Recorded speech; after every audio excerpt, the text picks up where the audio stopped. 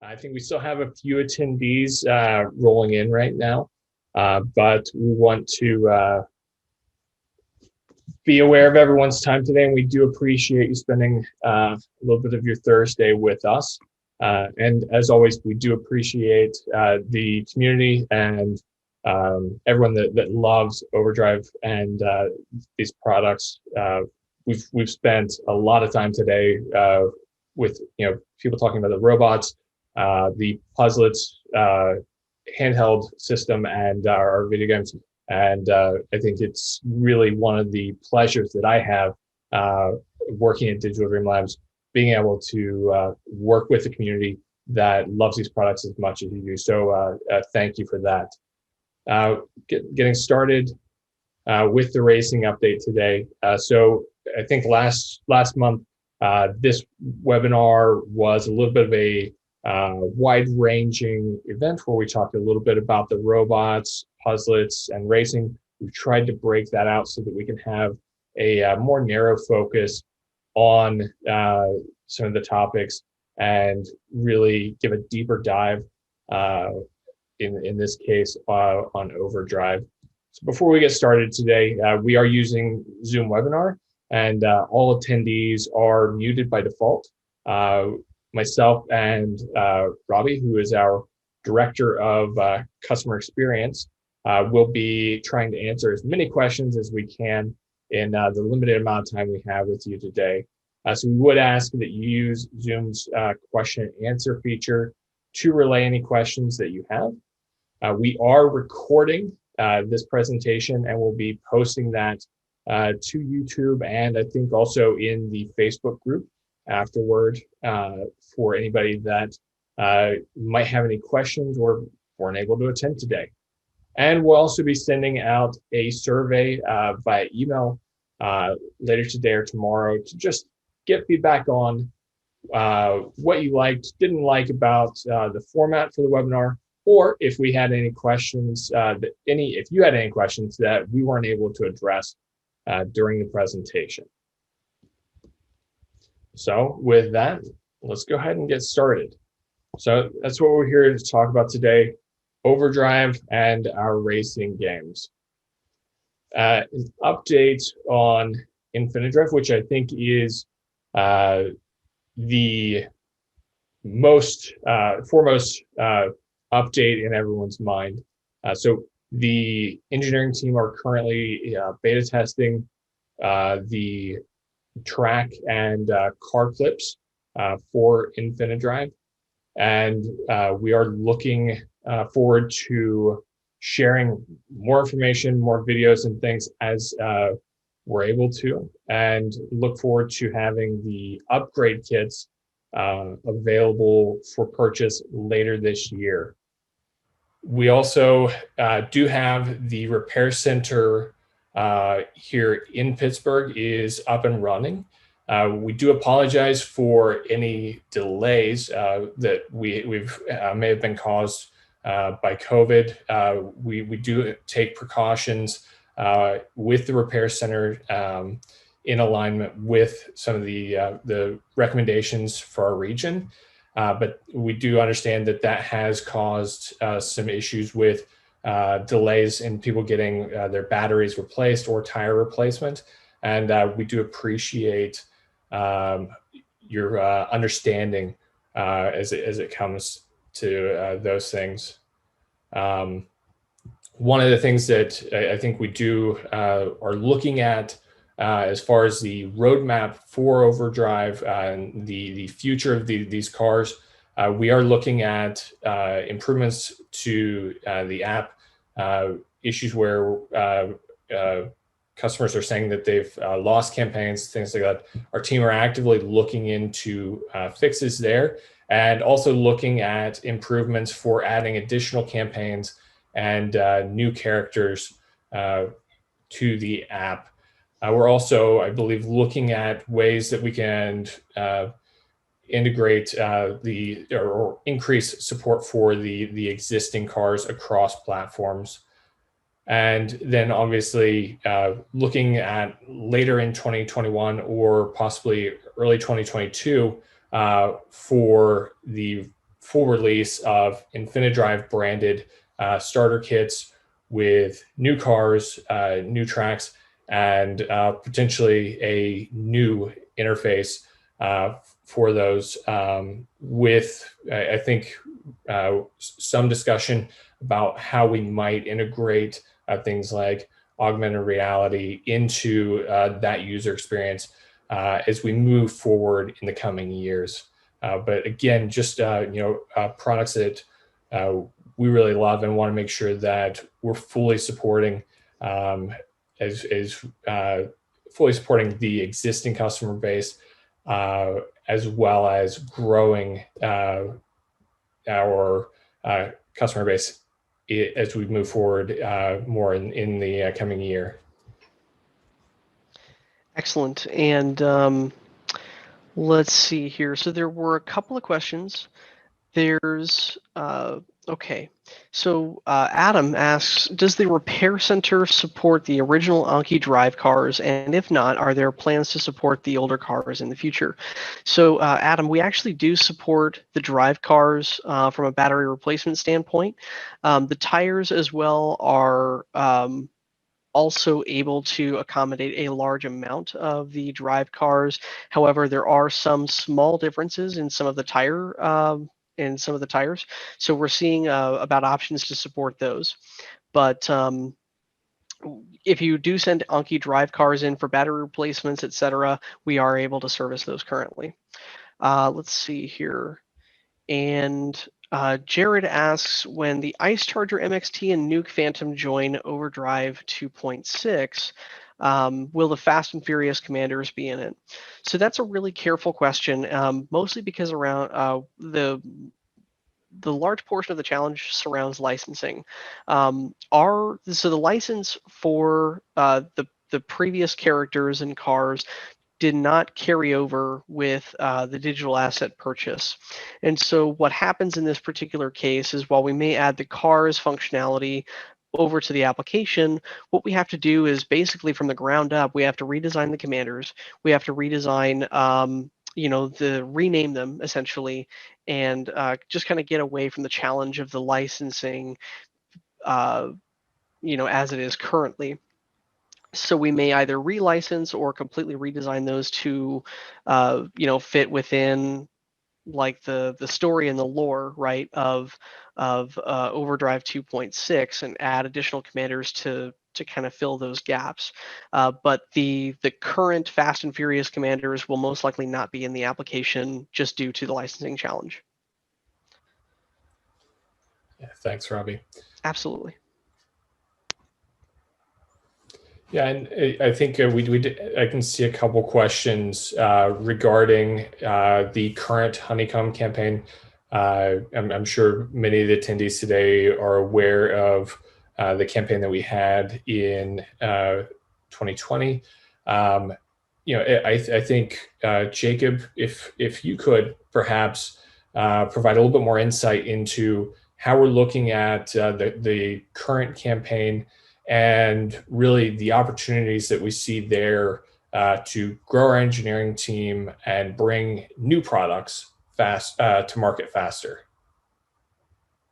Okay, so the both Honeycomb campaigns came as a result of a lot of our Republic investors wanting to invest more, even though the time for investment had closed, and also the means of which the investment had come to an end.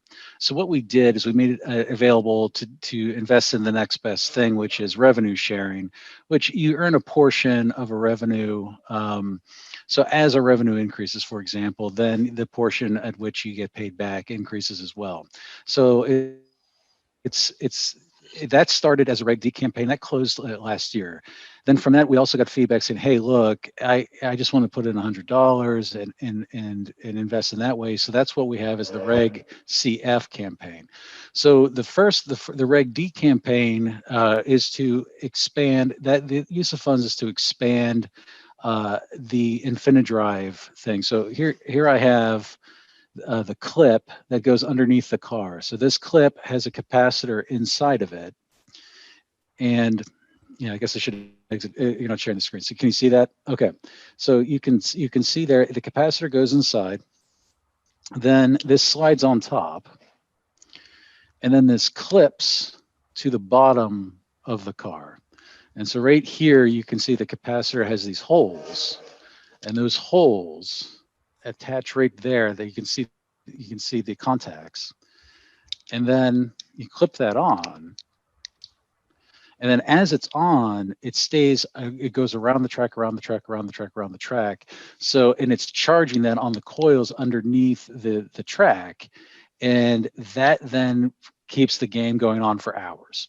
So the original Honeycomb campaign was the use of funds for that. We're developing that. We're running it through safety right now. And we'll have that coming out later as an add-on, not a full suite, not a full set, but as an add-on later this year. So the Reg D campaign from Honeycomb, though, however, and in the Reg CF as well, it doesn't just come from the revenue from all of our products, right? It comes, or excuse me, it doesn't come just from the Overdrive product. It comes from all of our products. So what we've been doing right now, just in terms of priorities, is focusing the biggest bang for our buck, which is Cosmo and Vector. Once we have that on the shelf, the revenue potential that skyrockets. We're talking 7-8 figures in this year, and then that revenue then goes to kind of like pay off those Honeycomb investors, if you will. So that's kind of the big picture. That's the big view. And then for the current Reg CF, we're going to use that use of funds there is to accelerate our robotics design. So that is to put the pedal to the metal to add a couple more robots to the robotics family. So that's the summary, if you will.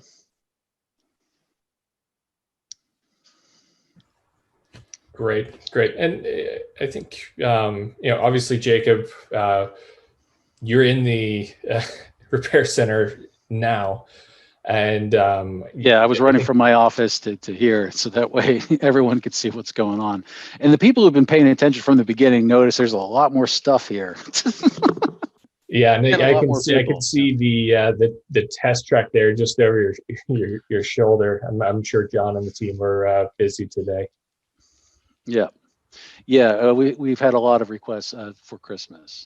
That's for sure. We have hundreds and hundreds of cars coming in for repairs, and then we're eventually so here's our our new treads that we have that came in. And of course, this is the liquid metal version of Cosmo. We're doing teardowns and rebuilds of Cosmo right now and Vector. Here's my Vector right here. Of both of these, so our technicians can start getting used to the idea of replacing the screen, putting in the batteries, things like that, disassembling, reassembling. So that'll be the next service we'll be offering here pretty soon. So pretty excited about that. Yeah, and Jacob, I think we've had a few questions about new cars, and I know that our long-term plans, that is something that we're investigating right now. Is there anything that you could share, as far as adding new cars to our current lineup? Well, I'm going to show you my multi-tool that I have here. Isn't this great? It's a hammer. It's a wrench. It's everything you can imagine. Let me unscrew one of these from the chassis, from the skin in the chassis, just to show everybody what we're thinking here. I'm doing it kind of inefficiently. I should use a smaller screw, I guess. Screwdriver. So the skins, so the way these cars are made is that the chassis are essentially universal, at least the most recent version of Overdrive. Not that Drive is different, but Overdrive, the most recent versions are pretty much identical.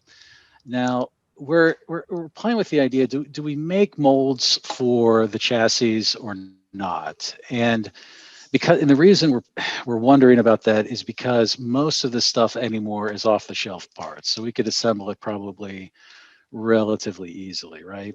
So while we're taking a look at that, the Overdrive car comes in two portions, right? So this is universal anymore. So you have the little circuit board here, It has, and you can see it's relatively simple. And then the batteries fits underneath here. You undo the clamp, and that's actually, that's the bad because the battery's sitting on the bottom. That's where we're clamping here with the supercapacitor. But if you take a look at the wheels, and you take a look at the various other parts of the chassis, all this stuff can be purchased off the shelf. So that part's easy, and so is the printed circuit board. The printed circuit board is relatively straightforward. So what would happen is that we would just reskin them, right? This is a separate mold. We could cut a different mold and then bang out several different types of chassis, skins that fit on top of the chassis. There's all kinds of opportunities, right? There's all kinds of opportunities for different types of vehicles. There's what's called the Big Four. So it's Volkswagen, Ford, GM, and I'm forgetting the fourth one. Is a Chrysler, something like that, where you can get a license to basically have the chassis of all these things. And there's also ideas where I thought, licensing deals would be pretty cool with Transformers, etc. I think what our primary focus right now is to deal with the issues that users are having right now, so they get the most out of their purchases. So get the most out of your purchase and be happy with your product as much as possible. Then we perfect InfiniDrive, and then we start looking at the other potential skins for the vehicles. We have renewed all the trademarks and copyrights for all the vehicles. So we just did that actually about 3 weeks ago. So the Boson, you name it. Hey, I'm not pronouncing these names right probably, but all of those trademarks have been renewed, all the copyrights are renewed. So all the current skins are going to be from the prior generations, including. So the other thing we've discovered is that Skull and the earlier skins are very popular, and so we'll probably be keeping those. The Fast and the Furious, for licensing reasons, that's just going to have to fall off. But the original ones where you have let's call it pure, the original Anki Drive or Overdrive skins, we're going to be keeping those. And then as we add, I don't know, will we have a Volkswagen Bug? I don't know if enough people want it. But that's kind of like how these are made and how they're manufactured and kind of what we're looking at. The most difficult part of Overdrive is the track itself, because it has a coating on it, and the coating is good for the infrared sensors. And at the same time, it needs to be sticky enough so that these wheels can stay on and not fly off the track. So it's kind of a combination of all those things. But yeah, I think the idea that we could have a partnership with NASCAR, we could have partnerships with James Bond vehicle or something like that to make it super slick. I think all of those are definitely possible. Great. And I think one of the questions that I have seen is, as it comes to InfiniDrive, users will have to plug the new InfiniDrive track piece. They would have to power that in order to charge the cars. Correct, Jacob? Correct. Yeah. So the way it's going to work, and what I should have done is set up a camera and zoom in. That's what we'll do for the next update. I think what we'll do is we'll show it in action. So for the next quarter, I'll set up a camera that can zoom in, and then you can kind of watch it run around the track. So yeah, this doesn't happen by magic, right? So the power has to come from somewhere. So what's happening is the power is being drawn from the plug. The plug then puts the charge in the coils. And then as this car is running over the coils, it's inducing essentially a circuit or a charge, and then it's charging this supercapacitor. Then that supercapacitor is going straight into the battery. So I know, right? So I had one of my friends just told me that Matt is the idealized version of me, which I cried for about a half an hour after that. So anyway, so as it's driving around, and it's going over that track, it's getting charged again, driving around, getting charged again. And I think, now we're not 100% sure, but even if your battery is completely dead, the capacitor will probably bypass that, and you don't necessarily need to put in new batteries. We're not sure about that 100%. Obviously, the most ideal situation is you have a brand new battery and a brand new capacitor, and then you get the best of both worlds. So we're still playing with that. Yeah, and that would be great if that completely eliminated any battery issues that we have. That's what we're trying to do right now. Is just eliminate the battery issues, really. Yep. Yeah, and yeah, just to clarify, so when we're talking about InfiniDrive, this is an upgrade that the DDL team are currently working on for the current generation product that would allow users to race indefinitely. The cars would charge off the track rather than the dock. It also doesn't change the ride characteristics because it fits in so perfectly, and this is very light. It's under 8 grams. It's not going to change the ride characteristics, or it won't fishtail or things like that. You know, if you do put a little bit of weight on top of the car, I'm sure users have seen that it'll fishtail, spin out, things like that. So we've made a very low profile, extremely light, so that way it doesn't affect the performance of the car. That's another thing I wanted to mention. And I think one of the other questions, Jacob, that we have coming in is we've had a few questions about both support for the app and additional features that we are looking at as we internally talk about the next version of the mobile app. Is there anything that you think we feel confident about that we can share today with some of the customers? Well, with a race car game, it's going to be very, very. So we've thought about it in many ways, and we've done this through play testing and then also feedback from users. So a lot of users are perfectly okay playing with this with the remote and then messing around with their car. Some, however, would just rather just have a classical controller. And so I think what we're going to do in the future is have a classical controller that's going to be controlling the cars, and then you can fit your phone on it if you want to. And then if you fit the phone on top of your classical controller, then you can start using AR applications, right? And you can start looking at the screen. So there are users who just simply just want to like, look, I want to race and I want to use a direct controller. There are other ones like, look, I want the app interaction. I want the issue or I have no issue with having that app running while I'm racing. And then there's even, let's call it the super user, who wants the AR experience with the controller inside the cell phone, and then tying all that together is going to be like let's call it like the hardcore user up here who wants as immersive as an experience as they can get. So we're going to be tackling all that stuff, but right now we're staying focused on the robots, and just trying to do one thing at a time. Yeah, absolutely. And then Jacob, one of the questions that I've seen a couple of times come through is, how long could the tracks potentially become, and would users be able to use multiple coils to charge throughout the course?